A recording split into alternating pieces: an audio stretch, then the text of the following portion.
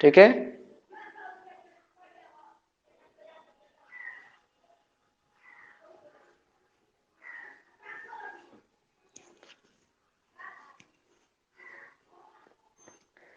MgOH twice की समतुल्य भार क्या है?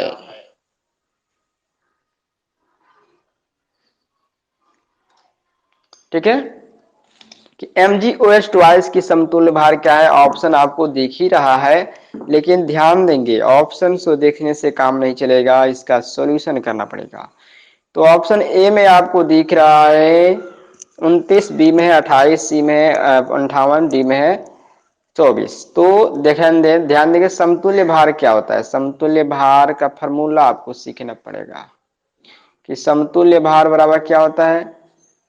समतुल्य भार जो होता है आपको होता है अणु भार बट्टा OH आयन की संख्या। ठीक है, OH आयन की संख्या। तो अणु भार आपको निकालना पड़ेगा। तो मैग्नीशियम को होता है 24, ऑक्सीजन तो 16 + 1 और इंटू 2, और OH आयन कितना है, OH आपको 2 दिख रहा है तो 2 हो गया, गुणा कर देंगे तो हो जाएगा 24 + 17 34 बटा 2। ठीक है, सॉल्यूशन कर देंगे तब आपका आंसर आ जाएगा, 29। ठीक है, तब आपका आंसर आएगा 29। नेक्स्ट क्वेश्चन में है कि 24 ग्राम मैग्नीशियम जो है, 24 gram magnesium combine with 16 gram oxygen calculate equivalent weight of magnesium. यानी कि कह रहा है कि 24 ग्राम मैग्नीशियम जो है आपको 16 ग्राम ऑक्सीजन से संयोग करता है, तो इक्विवेलेंट वेट क्या होगा। तो ध्यान देंगे जब आपसे इक्विवेलेंट वेट पूछ रहा है, यानी कि इक्विवेलेंट वेट जब पूछता है तो वहां पर फॉर्मूला क्या होता है, धातु का भार बट्टा ऑक्सीजन का भार इंटू 8। ठीक है, धातु का भार बट्टा ऑक्सीजन का भार इंटू 8। तो 8 से 24 कटेगा 2 मर्त में, 2 से कट जाएगा 12 मर्त में, इसका आंसर हो जाएगा 12। ठीक है, इक्विवेलेंट वेट का फॉर्मूला है कि इक्विवेलेंट वेट बराबर धातु का भार बट्टा समतुल्य भार, धातु का भार बट्टा ऑक्सीजन के भार इंटू 8।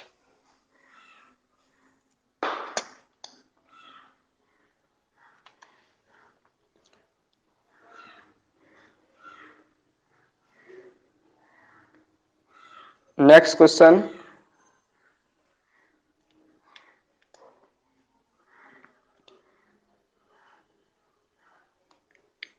चलिए नेक्स्ट क्वेश्चन हो गया। नेक्स्ट क्वेश्चन में दिया है आपको,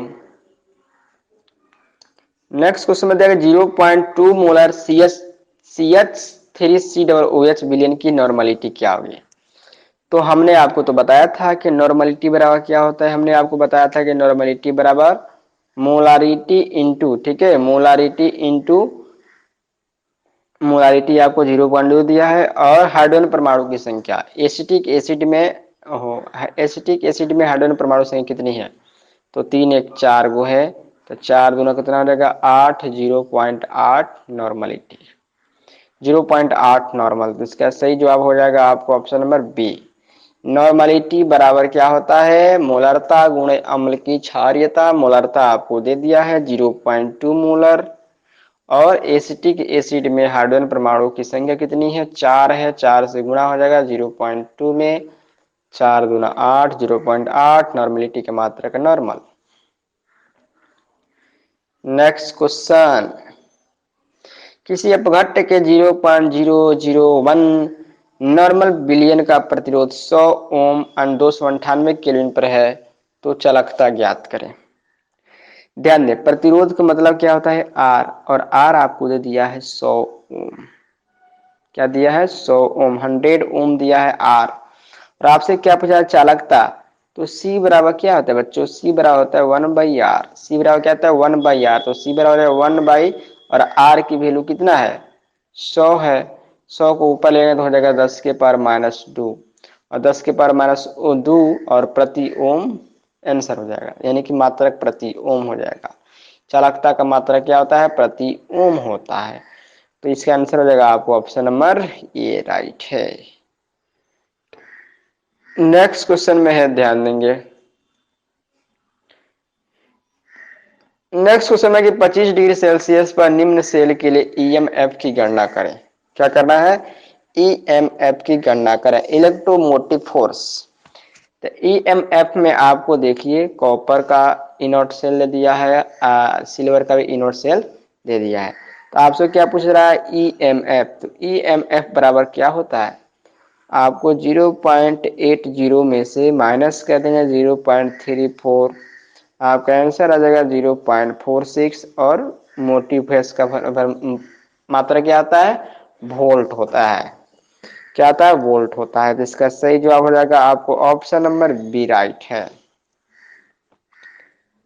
नेक्स्ट क्वेश्चन में है, ध्यान देंगे, बहुत इंपोर्टेंट क्वेश्चन है, फैराडे के नियम पर आधारित क्वेश्चन है कि 0.25 एम्पियर विद्युत धारा 1 घंटा तक कॉपर सल्फेट के विलयन से प्रवाहित करने पर कितना कॉपर निक्षेपित होगा? कितना कॉपर निक्षेपित होगा?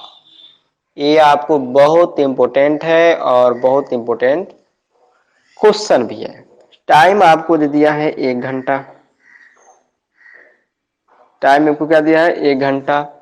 विद्युत धारा जिसको कहते हैं एम्पियर आई, विद्युत धारा जिसको कहते हैं आई, आई बराबर कितना दिया? 0.25 एम्पियर दे दिया है। और आपसे पूछा क्या जा रहा है? कॉपर निक्षेपी कितना होगा? डब्ल्यू की मात्रा पूछा जा रहा है, डब्ल्यू। तो हमने आपको एक फार्मूला बताया था, अब नहीं बताया था तो फिर सीख जाइए कि किस फार्मूला पर बनेगा। तो होता है डब्ल्यू बराबर, है ना, डब्ल्यू बराबर होता है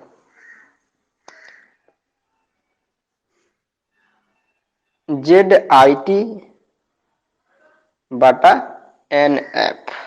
ठीक है, डब्ल्यू बराबर क्या होता है? ZIT बटा NF। जेड क्या होता है? जेड आपको परमाणु द्रव्यमान है, आई क्या है? विद्युत धारा है, टी क्या है? टाइम है, एन क्या है? एन आपको वैलेंसी है धातु का, और एफ क्या है? फैराड है। ठीक है, तो इस फार्मूले पर आप अप्लाई करेंगे डब्ल्यू बराबर ZIT। तो जेड मतलब कॉपर, कॉपर का मात्रा कितना होता है? जेड नहीं, AIT। क्या होता है? AIT होता है, जेड नहीं होता है, AIT होता है। ठीक है, डब्ल्यू बराबर AIT बटा NF। AIT होता है। तो ए का मतलब परमाणु द्रव्यमान, तो कॉपर का 63.5 ले लेंगे, 64 भी ले सकते हैं। और आई की वैल्यू क्या है? आई की वैल्यू 0.25 एम्पियर है।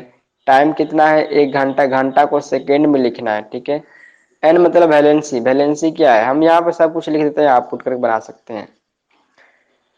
और एन कितना हो जाएगा? कॉपर की वैलेंसी 2 होती है, और फैराड मतलब कितना होता है? 96,500 कूलम। 96,500 कूलम। ये सब वैल्यू आप पुट कर देंगे तो आपका आंसर आएगा 0.296। फिर से फॉर्मूला देख लीजिए, डब्ल्यू बराबर AIT बटा NF। सीख लीजिए, ए का मतलब होता है धातु का परमाणु द्रव्यमान, आई का मतलब क्या होता है? विद्युत धारा, टी मतलब क्या होता है? टाइम, और एन का मतलब होता है वैलेंसी, और एफ का मतलब होता है फैराड।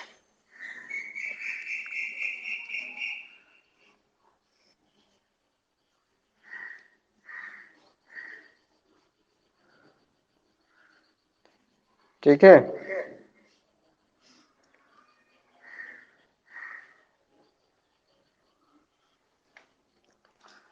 तो इस तरह हो जाएगा। तो यहां से आप सोल्यूशन कर लेंगे। नेक्स्ट क्वेश्चन में है कि 96,500 कूलम विद्युत कॉपर सल्फेट की विलयन से मुक्त करता है। कितना मुक्त करता है? तो जाहिर सी बात है, आप क्या करेंगे, कॉपर सल्फेट का जो परमाणु द्रव्यमान है यानी कि 63.5 लगभग होता है, उसके वैलेंसी से क्या करेंगे? डिवाइड कर देंगे। वैलेंसी से डिवाइड कर देंगे, आपको लगभग 31.76 कॉपर ग्राम आ जाएगा। नेक्स्ट क्वेश्चन फिर आ गया तुल्यांकी भार, इक्विवेलेंट वेट। CH3COOH का तुल्यांकी भार क्या है? तुल्यांकी भार को E से डिनोट करते हैं, और E बराबर क्या होता है? परमाणु भार। तो परमाणु द्रव्यमान नहीं है, अणु द्रव्यमान हो जाता है। कॉपर का 12 हो जाता है, कार्बन का, हाइड्रोजन का 1 × 3 हो जाएगा, कॉपर का, कार्बन का 12 हो जाएगा, 16 32 हो जाएगा, हाइड्रोजन का 1 हो जाएगा। और बटा कितना हाइड्रोजन इसमें प्रेजेंट है? 4 गो हाइड्रोजन दिख रहा है, तो टोटल R डिवाइड करेंगे कितना आ जाएगा, 4 हाइड्रोजन यहाँ पर दिख रहा है। तो तुल्यांकी भार इसका कितना हो जाएगा, तो हो जाएगा 12 प्लस ये हो जाएगा 3 प्लस फिर यहाँ पर जाएगा 12 प्लस यहाँ पर जाएगा 32 और 1 33। सबको ऐड करते हैं तो 12 3 15 और 15 यहाँ से आ जाता है और ये हो जाएगा 3 2 5 45, 15 45 60 हो जाता है। 60/4 का मतलब इसका आंसर 15 आएगा। ठीक है, इसका आंसर क्या आएगा, 15 आएगा। ये गलत है, ये गलत है। ठीक है, 15 इसका आंसर आएगा। तुल्यांकी भार कितना आ जाएगा, 15 हो जाएगा, क्योंकि इसका अणुभार निकालने पर आपको 60 आया है और टोटल हाइड्रोजन कितना है, 4 हाइड्रोजन है, तो 15 चौको 60 हो जाता है। नेक्स्ट क्वेश्चन है कि बीसीसी जालक में त्रिज्या के मध्य की दूरी क्या है। बीसीसी बड़ी सेंटर्ड क्यूबिक एकक सेल। तो ध्यान देंगे ये जो फॉर्मूला है R बराबर a/2 ये एससीसी के लिए है, ये क्या है आपको बीसीसी के लिए है, और ये क्या है आपको एफसीसी के लिए है।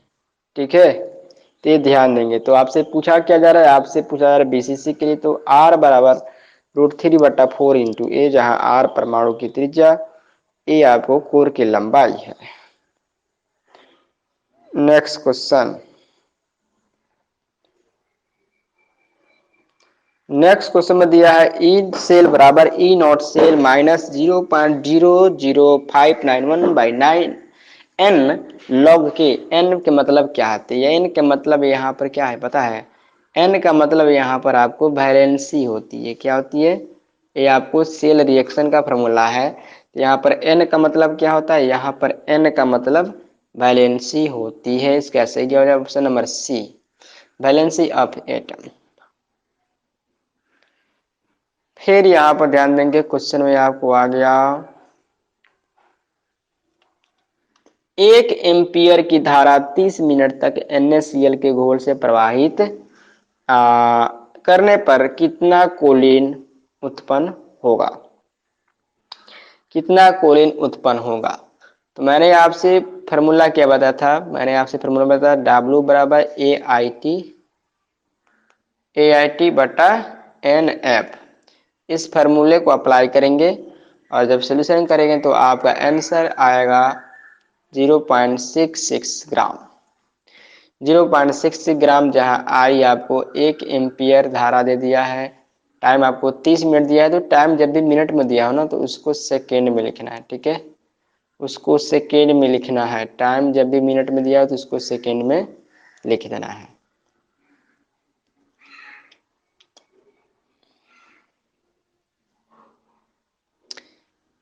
नेक्स्ट क्वेश्चन में इनमें कौन फैराडे के द्वितीय नियम से संबंधित है।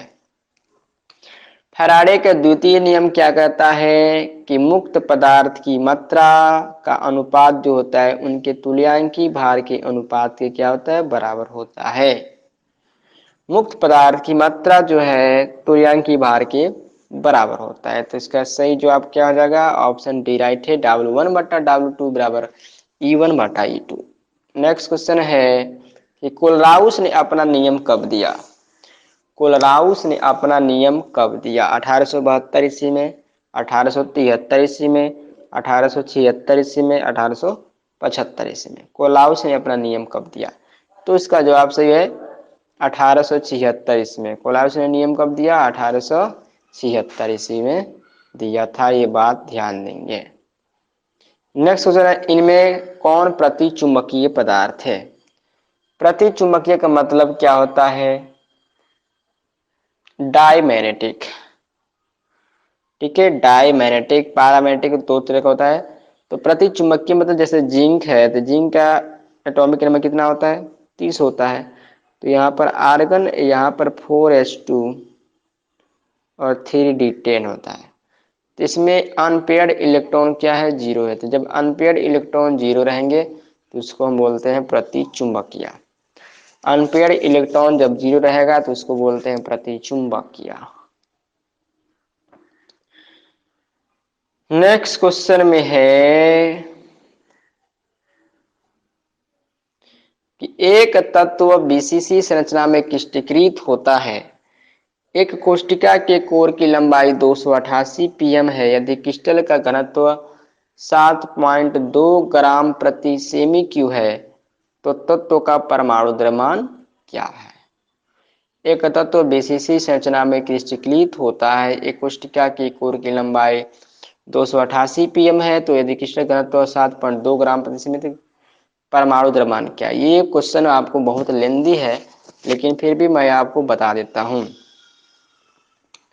आपको डी मतलब घनत्व, डी आपको दिया है 7.2 ग्राम प्रति सेमी क्यूब। कोर की लंबाई ए जो है 288 पीएम दिया है, तो यहाँ पर आपको कोर का घनत्व निकालना पड़ेगा। तो 288 हो जाएगा, पीएम को सेंटीम बदलेगा तो 10 के -10 होता है, इसके पावर 3 करेंगे। ठीक है, पावर 3 कर लेंगे। इसके बाद से क्या करना है, आपको फार्मूला अपनाना है, डी बराबर जेड एम बटा एन ए क्यू, जहाँ जेड क्या है, परमाणु की संख्या है, तो बीसीसी में जेड 2 होता है। एम आपको परमाणु द्रव्यमान निकालना है। ठीक है, एन ए आपको एवोगाड्रो नंबर होता है 6.022 10 के पावर 23।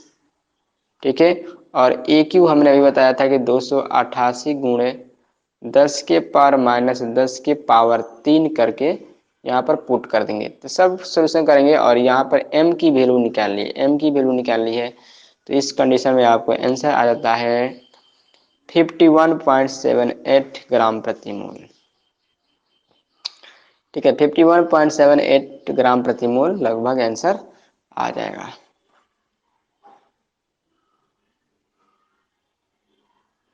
नेक्स्ट क्वेश्चन में ध्यान देंगे, कह रहा है कि एक कूलम्ब आवेश में कितने इलेक्ट्रॉन होते हैं?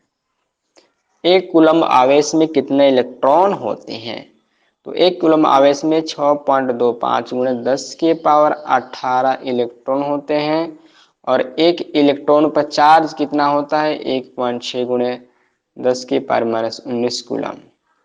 ये दोनों बात आपको याद रखनी है। ठीक है, ये दोनों बात आपको याद रखनी है।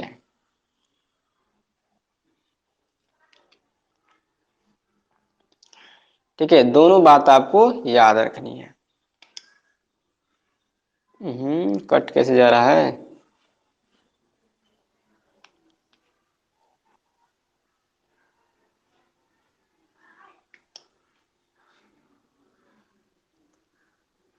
ठीक है, तो हो जाएगा 6.25 10 के पावर 18 इलेक्ट्रॉन।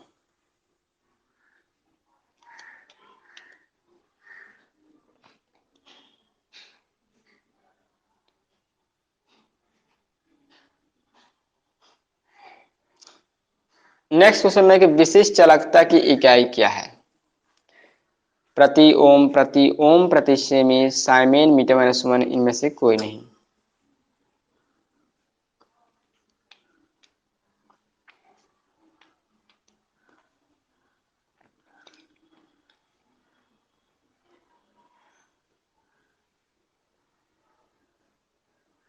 ऑप्शन ए में है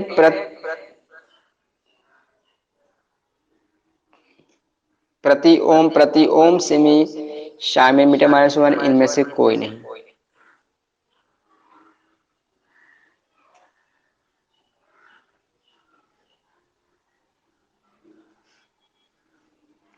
ठीक है,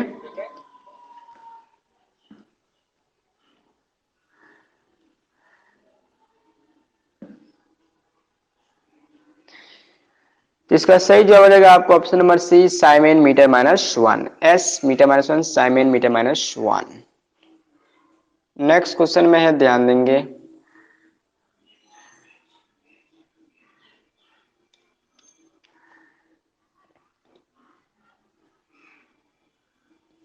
नेक्स्ट क्वेश्चन में किसी अम्ल के तनु विलयन से एक कैथोड की विद्युत धारा प्रवाहित करने पर एनटीपी पर उत्सर्जित O2 का आयतन कितना होगा?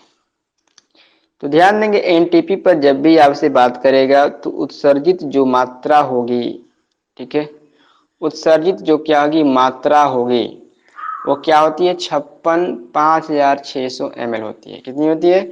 5600 ml। लेकिन यहाँ पर ध्यान देंगे, आपसे पूछा जा रहा है O2 का आयतन।